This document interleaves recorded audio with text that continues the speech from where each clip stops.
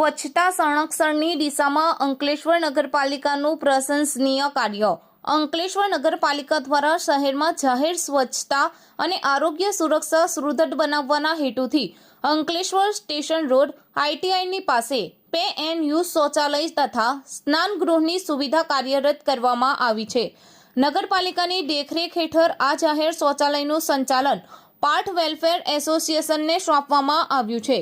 સંચાલક એજન્સી દ્વારા નિયમિત સફાઈ, ડિસઇન્ફેક્શન, કચરા વ્યવસ્થાપન તથા પાણીની યોગ્ય વ્યવસ્થા કરવામાં આવી રહી છે, જેના પરિણામે સ્વચ્છતા સંરક્ષણ સાથે નાગરિકોના આરોગ્યની પણ સુરક્ષા થઈ રહી છે।